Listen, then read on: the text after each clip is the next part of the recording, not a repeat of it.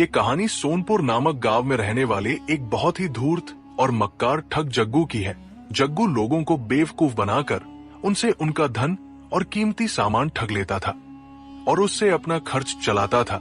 कुछ समय पहले ही उसके पिता ठग्गू मल का स्वर्गवास हो चुका था, इसीलिए अब वो अपनी माँ के साथ रहा करता था। हे भगवान, जब से जग्गू के पिताजी गए हैं तब से हमारे बुरे दिन आ गए हैं। घर पर खाने का एक दाना नहीं है। अब कैसे कटेगी हमारी यह पहाड़ सी जिंदगी। वह होते तो अभी तक किसी ना किसी को ठग कर घर का राशन पानी भर चुके होते। अपनी माँ को दुखी देखकर जग्गू उसके पास आता है। अरे माँ सुनो। हाँ बेटा बोलो, क्या बात है। माँ, मेरे लिए जल्दी से खाना बना दो, आज मैं जाता हूँ और किसी को ठग कर आता हूँ। अरे बेटा, तुम किसी को कैसे ठग पाओगे? तुम तो ठगी के इस काम में अभी बच्चे हो। अगर तुम्हारे पिताजी होते तो वह जरूर ठग लेते, उनकी बात ही कुछ और थी। नहीं माँ, तुम ये कैसी बातें कर रही हो? मैं क्यों किसी को ठग नहीं सकता? आखिर एक ठग का बेटा ठग ही तो बनता है। पिताजी का ठग्गू पना तो मेरी नस नस में दौड़ रहा है। माँ, बस तुम जल्दी से मेरे लिए खाना बना दो, आज मैं शहर की तरफ जाऊंगा। ठीक है बेटा। कुछ देर में जग्गू खाना खाता है और महंगे महंगे कपड़े पहनकर तैयार हो जाता है, जिसे देखकर ये लगे कि वो कोई बड़ा धनी व्यापारी है। और फिर वो घर से निकल पड़ता है। काफी दूर चलते चलते वो एक गांव के नजदीक पहुंचता है, जहां दो ठग एक पेड़ के नीचे बैठे बातें कर रहे होते हैं। अरे भाई मंगू, बहुत दिन हो गए भाई किसी को ठगे हुए। ऐसे लग रहा है जैसे अपने दिमाग को धीरे धीरे जंग लग रहा है। क्या? हाँ भाई चंगू, बिल्कुल ठीक कह रहे हो। पर ये लक्षण ठीक नहीं है अपने धंधे के लिए, और वैसे भी अब तो हमारे पास ठगी के सारे पैसे भी खत्म हो चुके हैं। ऐसे कब तक बैठेंगे? कुछ ना कुछ तो करना पड़ेगा ना भाई। ठीक है, चलो आज किसी सेठ को ढकते हैं। पर हमारी बहन चंपाकली कहाँ रह गई? अभी तक खाना लेकर नहीं पहुंची। बहुत जोरों की भूख लग रही है। अरे चंगू, जरा उधर देखो। भैया, लगता है कोई मुसाफिर इसी तरफ आ रहा है। अरे हाँ मंगू, यह तो कोई धनी सेठ लग रहा है। भाई, ऐसा लग रहा है जैसे भगवान भी हमारी तरह खाली बैठा है, जो पलक झपकते ही यह बकरा हम तक कटने के लिए भेज दिया। चलो चलो, तैयार हो जाओ और नकली पैसे निकाल लो। इस सेठ को व्यापारी बनकर चुना लगाते हैं। इतना कहते ही वो दोनों ठग नकली पैसे निकालकर आपस में बातें करने लगते हैं, जिसे जग्गू देख रहा होता है। अरे भाई चंगू, आज तो काफी अच्छी कमाई हो गई है हमारी। अपना सारा माल झट से बिक गया आज। हाँ भैया, चलो कुछ देर यहीं आराम कर लेते हैं, काफी थक गए हैं। कल भी तो आना है ना। ये पैसे संभाल कर रखना, कहीं कोई देख ना ले। उन दोनों की बातें सुनकर और इतने पैसे देखकर जग्गू की आंखें चमक जाती हैं। अरे वाह, इतने सारे पैसे, लगता है मुझे मेरा शिकार मिल गया है। अब ये पैसे मुझसे बचकर कहीं नहीं जा सकते। ये सोचते हुए जग्गू उन ठगों के पास पहुंचता है। अरे सेठ जी, इतनी चिलचिलाती धूप में तुम कहाँ जा रहे हो? थोड़ा सा पेड़ की छाव में आराम कर लो और पानी वानी पी लो, फिर आराम से चले जाना। नहीं नहीं भैया, मैं थोड़ा जल्दी में हूं। दरअसल एक बहुत बड़े सौदे के लिए शहर जा रहा हूं, इसलिए अभी मैं आराम नहीं कर सकता। वापसी में आते हुए मैं आपसे बात जरूर करूंगा। अरे सेठ जी, ये कैसी बातें कर रहे हो? काम तो पूरे जीवन करना है, पर काम के साथ साथ आराम करना भी तो जरूरी है ना। उन दोनों ठगों के बार बार बोलने पर जग्गू सोचने लगता है। अरे वाह जग्गू, ये दोनों मुर्गे तो तुझे खुद ही दावत दे रहे हैं इनका शिकार करने की। मिल गया मौका तो मार दे चौका। चलो अच्छी बात है, अब आप दोनों नहीं मान रहे हो तो थोड़ा सा रुक ही जाता हूं। मुझे भी बार बार मना करते हुए अच्छा नहीं लग रहा। जग्गू उन दोनों ठगों के पास जाकर बैठ जाता है और फिर वो दोनों ठग उससे यहाँ वहां की बातें करने लगते हैं। सेठ जी, आप काफी पढ़े लिखे और बुद्धिमान लग रहे हो।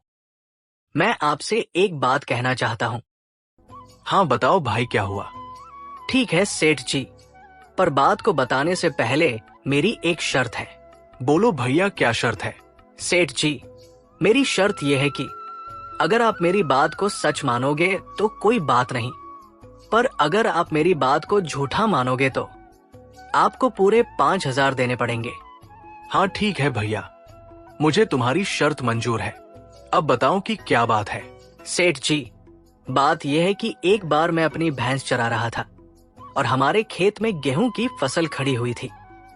तभी मेरी भैंस गेहूं के खेत में घुस गई और पता नहीं खेत में कहां खो गई।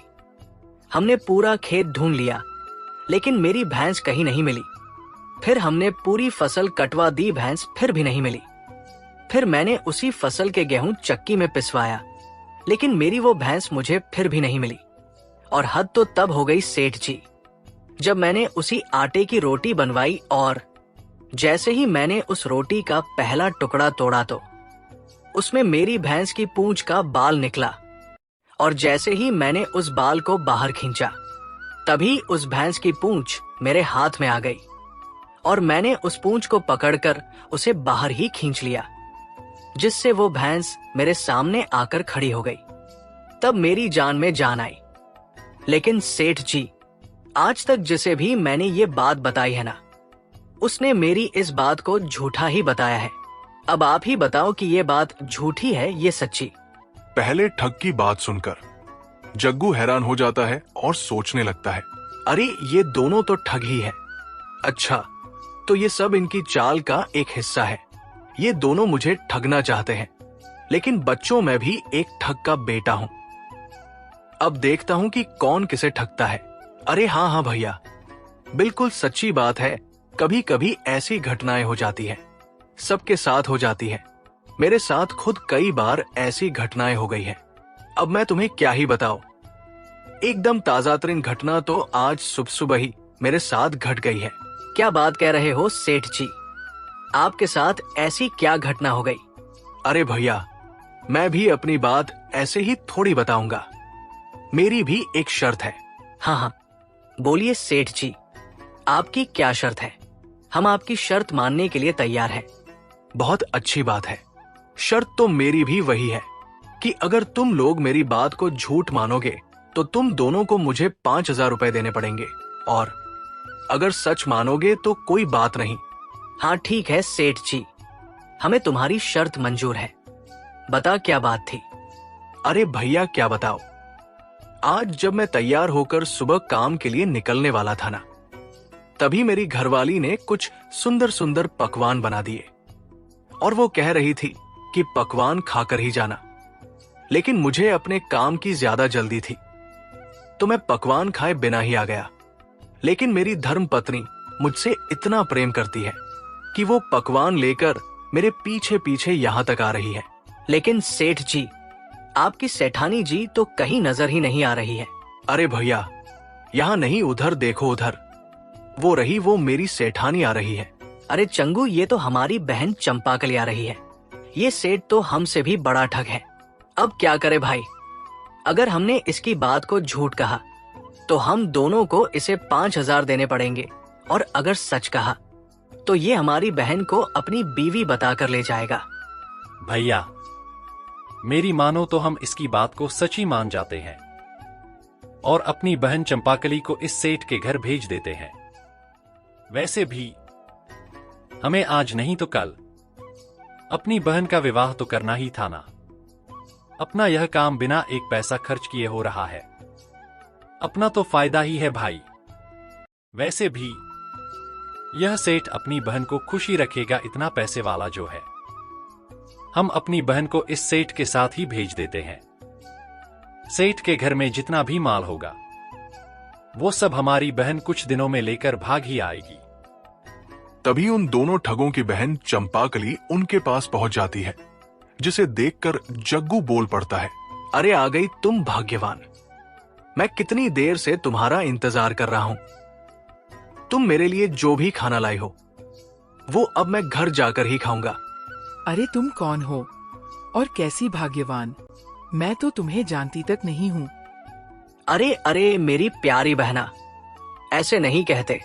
ये तुम्हारे पति है पति। पिताजी ने बचपन में ही तुम्हारी शादी इनके साथ कर दी थी। अब तुम जाओ बहन, इनके साथ ससुराल जाओ। हम दोनों तुम्हें जल्दी ही मिलने आ जाएंगे। जग्गू उस लड़की को लेकर अपने घर की तरफ निकल पड़ता है।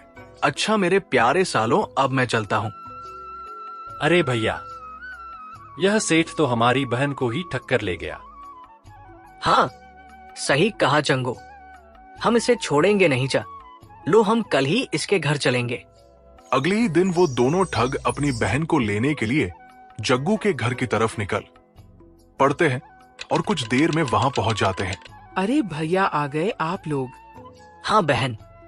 अरे भाई चंगू, ये जो हमारा जीजा बन के बैठा है, ये तो कहीं से भी कोई सेठ नहीं लग रहा है। ये तो किसी गरीब का घर लगता है। सही कहा भाई, यह तो हमसे भी गया गुजरा है। इस आदमी ने हमसे हमारी बहन को ठगा है। हम इसे छोड़ेंगे तो नहीं, इसे आज रात को मजा चखाएंगे। जग्गू उन दोनों की खूब मेहमान नवाजी करता है और खाने के बाद सभी लोग सो जाते हैं। आधी रात को जब सब सो रहे होते हैं, तब चंगू अपने भाई मंगू के पास आता है। अरे चंगू चलो उठो भाई, हमारी बेहोशी की दवा बढ़िया काम कर गई। वो सेठ गहरी बेहोशी में चला गया है। अब जल्दी से उस सेठ को रस्सी से पलंग में बांधकर उसे नदी में फेंक देते हैं और उसके बाद हम इसके घर का सारा सामान और अपनी बहन को लेकर अपने घर वापस चले जाएंगे। अरे हाँ, चलो भाई। फिर वो दोनों जग्गू को सोते हुए ही पलंग से बांध देते हैं और रात में ही उसे लेकर निकल पड़ते हैं। चलते चलते काफी समय हो जाता है और सुबह होने लगती है। अरे भाई चंगू, मैं तो इस बोझ को ढोते ढोते थक गया हूँ। चलो कुछ देर इस पेड़ के नीचे थोड़ा सा आराम कर लेते हैं। ठीक है भाई, मैं भी तुमसे बहुत देर से यही कहना चाह रहा था। फिर वो दोनों वहीं पर सो जाते हैं। कुछ देर में जग्गू को होश आता है और वो खुद को उस पलंग से बंधा हुआ पाता है। अरे ये क्या, ये दोनों मुझे बांध कर कहाँ ले जा रहे हैं? कहीं ये मुझे मारने तो नहीं वाले हैं? भगवान, अब क्या करूं? जग्गू ये सब सोच ही रहा होता है कि तभी एक चरवाहा अपनी भैंसों को चराते चराते वहां पर आ जाता है। अरे भाई साहब, आपको इस पलंग से क्यों बांध रखा है? यह लोग आपको बांधकर कहां ले जा रहे हैं? क्या बताओ भैया, ये दोनों आदमी मेरे साले हैं। इनकी एक बहन का विवाह मेरे साथ हो चुका है, पर इनकी एक दूसरी बहन भी है जो अभी कुंवारी है। तो ये लोग उसका विवाह भी मेरे ही साथ करना चाहते हैं। ये कहते हैं कि इन्हें कहीं कोई लड़का ही नहीं मिल रहा है। मेरे लाख मना करने के बावजूद भी ये लोग मान ही नहीं रहे। अब नौबत यहां तक आ गई है कि ये दोनों मुझे बांध कर ले जा रहे हैं और आज रात ये मेरी शादी उस लड़की से कर देंगे। बताओ अब मैं क्या करूं? मैं तो बुरी तरह फंस चुका हूं।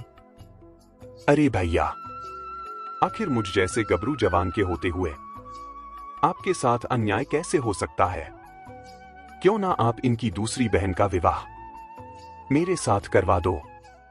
मुझ में कौन सा कांटे लगे हुए हैं? अरे हाँ, क्यों नहीं, जरूर करवा सकता हूं। चलो पहले जल्दी से तुम मुझे इस रस्सी से खोल दो और यहां मेरी जगह तुम चुपचाप आकर लेट जाओ और आराम से सो जाओ। मैं तुम्हें रस्सी से बांध देता हूं, बस कोई आवाज मत करना। बाकी काम मुझ पर छोड़ दो। जग्गू उस चरवाहे को उस पलंग से बांध देता है और खुद पेड़ के पीछे छुप जाता है। कुछ देर में चंगू और मंगू की आंख खुलती है। अरे चंगू, जल्दी उठो भाई, देखो सूरज निकल आया है। जल्दी चलो, घर पर बहन इंतजार कर रही होगी। फिर वो दोनों उसे उठाकर नदी पर पहुंच जाते हैं। वहीं दूसरी तरफ जग्गू उस चरवाहे की सारी भैंस अपने घर ले जाता है। चलो भैया, इस ठग से हमें अब छुटकारा तो मिल गया। अब इसके घर चलकर इसके सामान पर हाथ साफ करते हैं।